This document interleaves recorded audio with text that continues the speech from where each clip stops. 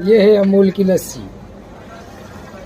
ये इसे अगर कोई पिएगा तो वो कैसे जिंदा रह पाएगा। ये अमूल है, अमूल देखो ये रहा अमूल।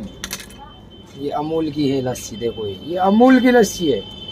एक और फाड़ रहा हूँ मैं, ये एक और फाड़ूंगा अभी।